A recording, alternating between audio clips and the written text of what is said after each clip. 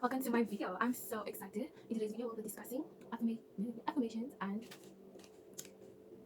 positive self-talk. Hi.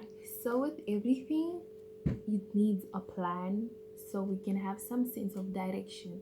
So for your self-esteem and self-worth building journey, you need a goal. What type of person you want to be when you start establishing this process or this journey, because self-help, self-improvement is a never-ending journey. Sorry to say, if you thought it ends here, it doesn't. But one thing is, for the series, obviously you watched it because you want to start loving yourself truly, fully, and honestly, or probably also gain confidence within yourself and become like authentically you. So with that, I'd like to say I need you to start create a mood board. That depends if you like visuals. I like visuals. Like when I started with my journey, I had a mood book, and the person I put on the cover of the book was Taraji P. Henson, because for me, she reflected confidence, and that's something I lacked heavy. I lacked confidence so heavily. And and what else? And if you're not like a mood board, mood book type of person, you can just take out a notebook and pen and just make a list of who you want to be, or what's your goal basically with this journey. So this these goals can vary from person to person. Your goal might be to be able to look at yourself in the mirror comfortably, and someone else's goal might be that they just want to be comfortable in their own skin and not feel awkward or feel like, oh, everyone's looking at me, and just like, and start panicking. Yeah, that's your goal. Your goals, I feel like these type of goals you should keep to yourself because they're very personal and very intimate. You don't need to share it with anyone. This is for you. This is to you, for you, please. And then now let's get into the nitty-gritty of things. Our environment. Our Your environment plays the biggest or the most important role when it comes to your self-esteem, because it is your environment that affirms these negative things within yourself, or there's just people, society projecting negatively on you and just affirming this negative feeling that you have already about yourself. And this really discourages you from being who you are authentically. And it's totally unfair. A lot of things might have happened in your life that have made put you in the space of having low self-worth. And sometimes you wish like, oh, could have someone could have just given an apology and then like you healed. But the unfair part of this is you have to heal yourself and you have to go through all this journey. I know it's strenuous, it's draining, but we have to do it and get through it. You can't go the next year without at least having some sense of confidence, or without feeling worthy of yourself. Okay? Hi. And you know why I mentioned our environment? Because I remember I started working on myself while I was still like in high school, and I felt like nothing was happening. I felt like nothing was happening, but the moment I left high school, the results were showing. Like, I was so confident. I was just like, oh, okay, this actually worked. And it was just my environment holding me back. Because when you try something new, like that's out of the norm for the people or for your society or for your surroundings, and people just saying, oh, what are you trying? What's the common thing they use? You think you're white? And then you just feel bad for experimenting on something new and you just go back into your shell. It's like the same thing.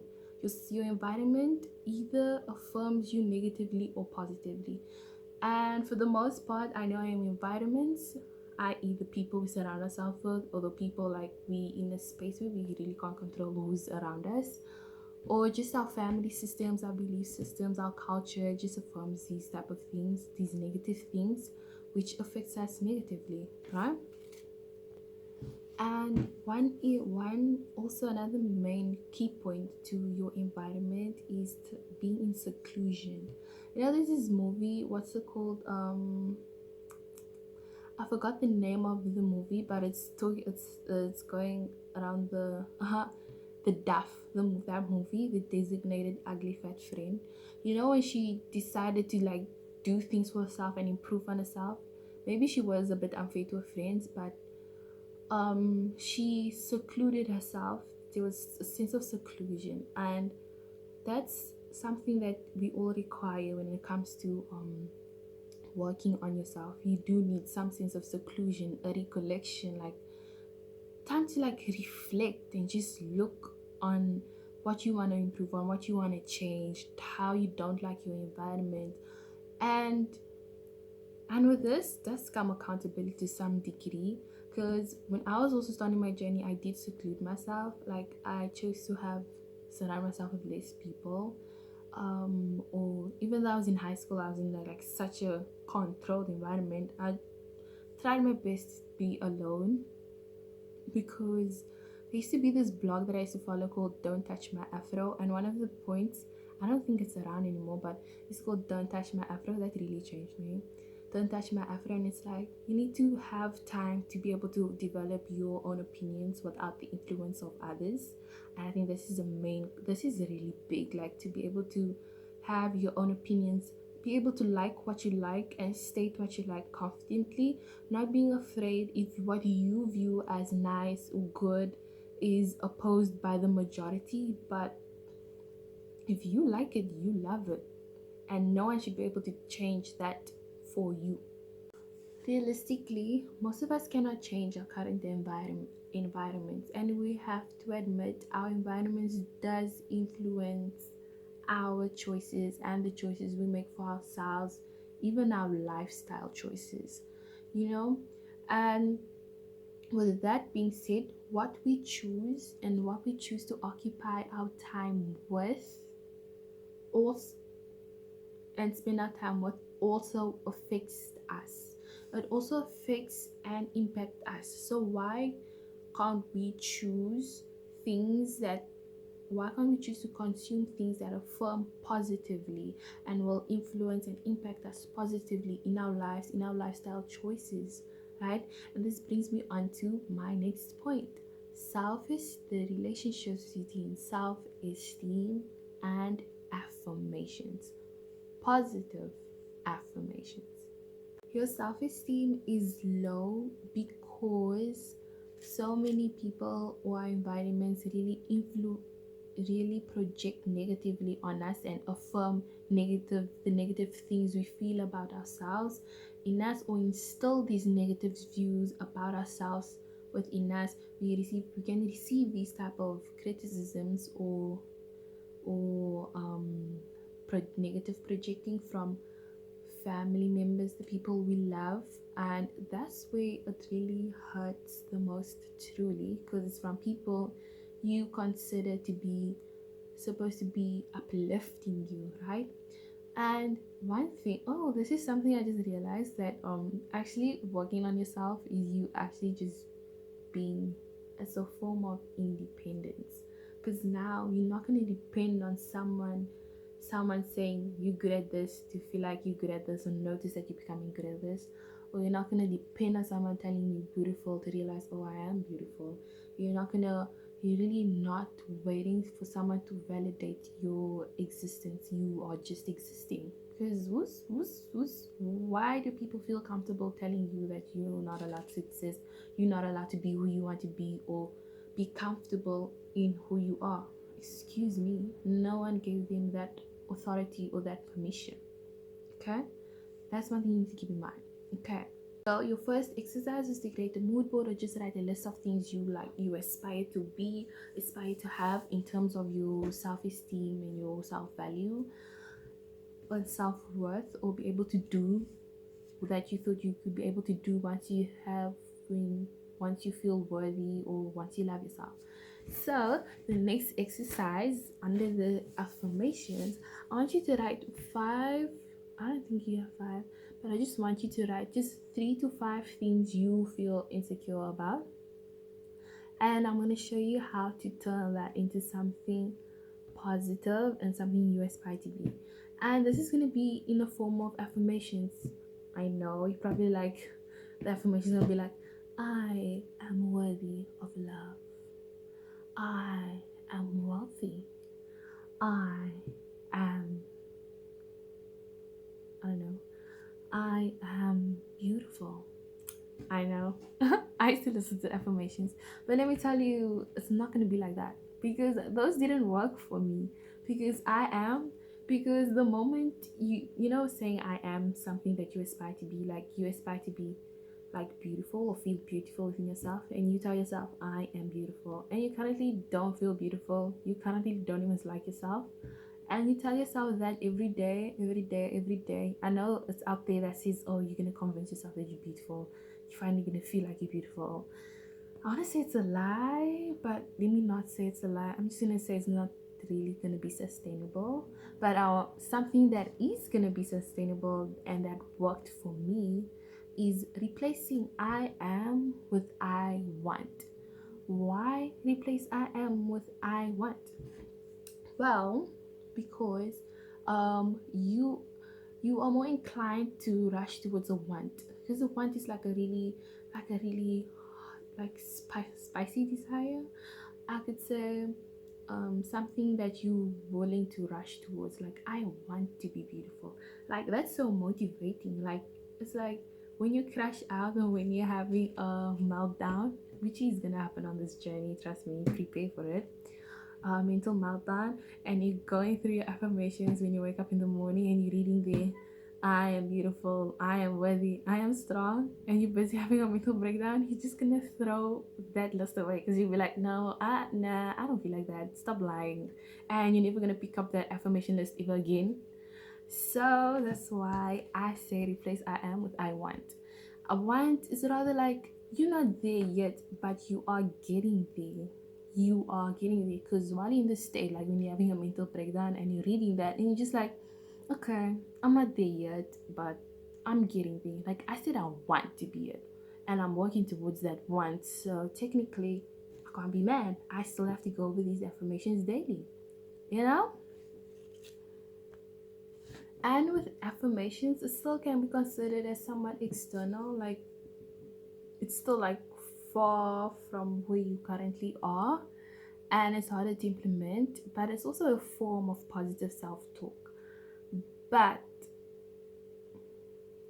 positive self-talk, according to me, I could describe it as something that you implement in your everyday, day-to-day life, because as people we think a lot, and as someone, if you have low self-esteem, you are thinking a lot and overthinking a lot of things.